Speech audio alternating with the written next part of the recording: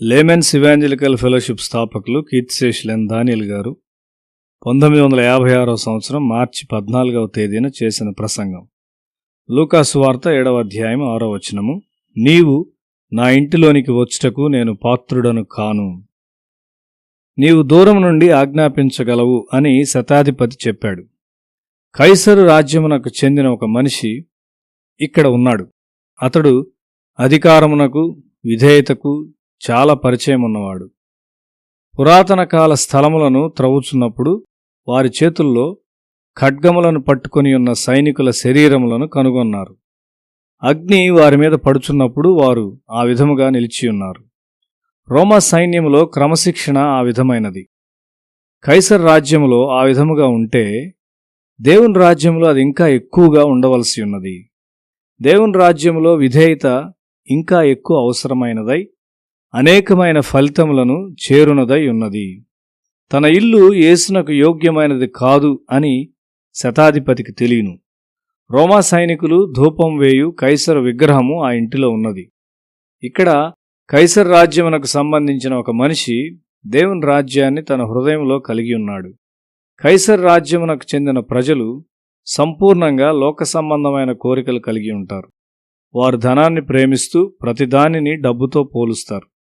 యోహాను సువార్త 12వ అధ్యాయం 3వ వచనము. అప్పుడు మరియ మిక్కిలి విలువగల అచ్చ జటామాంసి అత్తరు ఒక సేరున్నర ఎత్తు తీసుకుని యేసు పాదములకు పూసి తన తల వెంట్రుకలతో ఆయన పాదములు తుడిచెను. ఒక విందు సమయంలో ఆరాధన జరుగుచూ ఉన్నది. సమాధి నుండి లేపబడిన ఒక వ్యక్తి యొక్క సహోదరి విందు తయారు చేసింది. అది విశ్వాస సంబంధమైన విజయం కొరకైన ఒక లోతైన కృతజ్ఞతలో ఆనందించుట. అది యేసు పెదవుల నుండి దేవుని వాక్యమును వినిన ఒక కుటుంబం. అది సమాధిలో 4 రోజులున్న మనిషి తిరిగి లేచుట నమ్మలేని విషయమైన ఆ కుటుంబము ఆ విశ్వాసమును పెంపొందించుకోగలిగారు. వారి హృదయాల్లో సంపూర్ణమైన కృతజ్ఞత కలిగి ఉన్నారు. చాలా అవసరతలో ఉన్నప్పుడు అమ్మి అవసరతలు తీర్చుకున్నటకై దాచిపెట్టబడిన ఆ అత్తరు ఇంటిలో భద్రపరచబడింది. మరియ దాన్ని తెచ్చి పగలగొట్టి యేసు పాదములకు దాన్ని పూసింది. ఒక గొప్ప అత్యవసరమును ఆ కుటుంబం ఎదుర్కొన్నది. యేసు వచ్చి దాని నుండి వారిని లేవనెత్తినాడు. వారి దుఃఖమును చెప్పనశక్యమైన ఆనందంలోనికి మార్చివేశాడు. ఎలాంటి రక్షకుడు!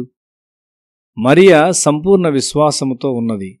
ఇది ఒక ఆరాధించు, స్తుతించు, గౌరవించు మరియు ఘనపరచు కార్యము. అక్కడ ఉన్న ప్రతి ఒక్కరూ ఆరాధన ప్రభావమును అనుభవించారు. ఆమె దేవుని రాజ్యమునకు చెందినది. అయితే అక్కడ సంతోషించని ఒక వ్యక్తి ఉన్నాడు. అతడు కైసర్ రాజ్యమునకు చెందినవాడు. అతడు ఇంతకుముందే దేవుని రాజ్యము నుండి సాతాన్ రాజ్యంలోనికి వెళ్ళాడు. విశ్వాసం ఏమి చేయగలదో అను జ్ఞానం అతనికి లేదు. అతడు డబ్బు సంచి వైపు చూస్తూ దాని నుండి ఎంత దొంగిలించాలో మాత్రమే చూచాడు. కైసర్ సేవలో ఉన్న ఒక శతాధిపతి దేవుని రాజ్యంలోనికి వెళ్ళుచుండగా ఇతడింకా చీకటిలో మరియు పాపములో ఉన్నాడు. మిషనరీ సేవలో ఉన్నవారి కంటే ప్రభుత్వ సేవలో ఉన్న ప్రజలు ఎక్కువ విశ్వాసము గలవారిని నేను ఎరుగుదును. ప్రత్యేక కూటముల విషయం తెలియపరచగానే మిషన్ సేవలో ఉన్నవారు కొంతమంది అది వ్యయముగా భావిస్తారు. దేవుడు ఏమి చేయగలడో వారు ఎరుగనివారు. ప్రజలు ఉజ్జీవింపబడుట ద్వారా సంఘమునకు వచ్చే అర్పణలు అధిగమించునని వారు ఎరుగరు. ఒక స్థలములో ఉద్యోగ కూటముల తరువాత అర్పణలు 20 రెట్లు అధిగమించాయి. దేవుని రాజ్యంలోనున్న మనిషి డబ్బు సంచి ద్వారా విషయాల వైపు చూడడు గాని దేవుని ద్వారా మాత్రమే చూస్తాడు. ఆయన వనరులకు అంతము లేదు, లేక ఆయన దీవెనలకు హద్దు లేదు. అలాంటి మనిషి ప్రక్కన దేవుడు నిలుచుంటాడు. శతాధిపతి ఖచ్చితముగా దేవుని రాజ్యమునకు చెందినవాడు. సేవకుని కొరకు ఎంతో దయ, శ్రద్ధ కలిగి ఉన్నాడు. ఇది దేవుని రాజ్యమునకు ఒక మాదిరిగా ఉన్నది. అది నిశ్చయముగా కైసర్ రాజ్యమునకు చెందినది కాదు. విశ్వాసము ద్వారా ఎంత సాధ్యమో అతడు చూడగలిగాడు. యూదా పూర్తిగా విశ్వాసములో చచ్చినవాడు. యేసును విక్రయించకుండా అతని ఆర్థిక విషయాలను పరిష్కరించుకోగలనని అతడు నమ్మలేకపోయాడు. 30 వెండి నాణెములు అతని సమస్య నుండి విడుదల చేయనని అతడు తలంచాడు. కైసర్ రాజ్యమునకు చెందినవారు ప్రతి విషయాన్ని డబ్బు ద్వారా లెక్కిస్తారు. అట్టివారు దేవునికి తగినవారు కారు.